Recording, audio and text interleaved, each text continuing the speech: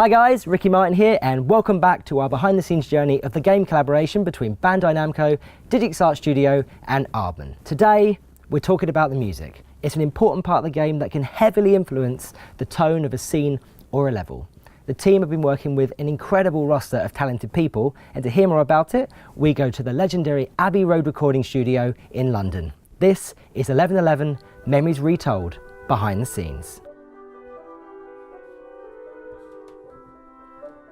In 1111, the music plays the first role in the game.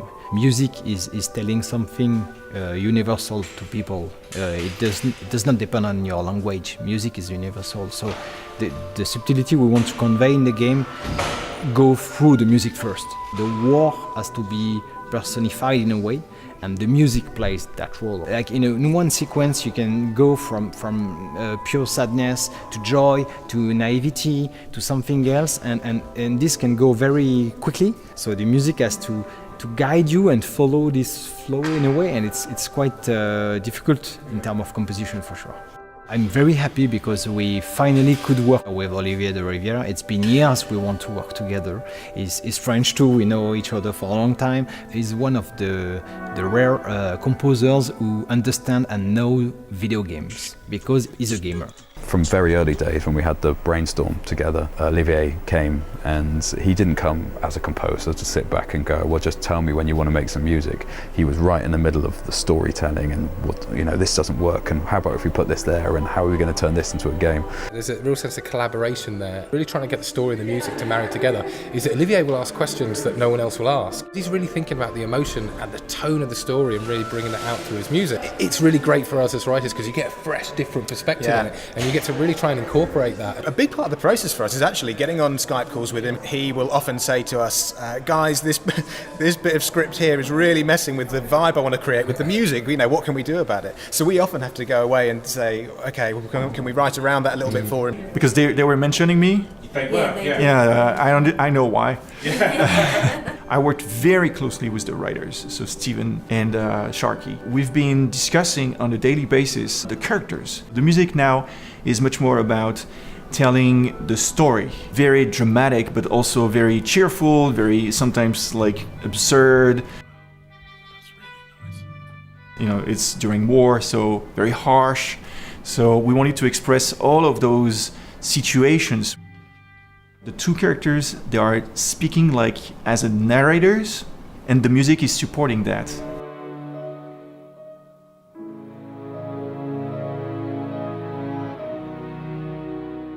Right now, music for video games is really the most innovative music going on at the moment. Normally I start off with a Skype conversation with Olivier, and he's got some very definite ideas of how to approach it. He sends me his mock-ups and we have conversations and basically arrive at what the setup's going to be. And then it's just coming here and just putting that into reality. I've worked with Olivier a few times now, and he never ceases to amaze me. Every project that we've done, he comes up with something totally new. This is very, very different from the last couple of projects. It's just stunningly beautiful. The orchestra is there to express a lot of colors. With Impressionism from the French composers, you got Fauré, Ravel, Debussy, Saint-Saëns. I have a lot of, harmonics that are like all spread around. It's quite simple, you might say, but all of a sudden it takes like a lot of dimensions. It's very interesting, I think, to write music like this because you can create motions. The choir appears here and there in the game. It's not much. We didn't want the choir to be all over the place. It's rather when we wanted to express more about the mindset of the characters. When you will listen to the choir, you will get, how naive and light is Harry compared to Kurt, that is much more like grounded. Well, I think I've been very lucky to work on this game because number one, Digix Art with Johan Fanny's, the creative director, I enjoyed his previous game.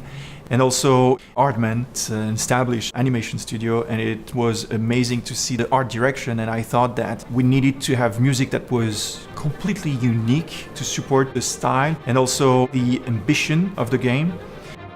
With this music pushing, driving you forwards, how does that change the way you're going to play and interact with stuff? So we've got a synthesized, like, basic version that's current in the game. My expectation coming here was that it would kind of be the same, but with live instruments, and I was totally wrong. It's like when you're here, you realize that the humans behind it, not just the quality of the sound, but the actual emotion that goes into it, is so dramatically above what you've been listening to so far. At the beginning of this project, we never knew that we're gonna end up here, like in Abbey Road, with the London Philharmonia Orchestra to record the OST of the game. That was supposed to be a small indie game at the beginning, but with meaning. Being here today is something.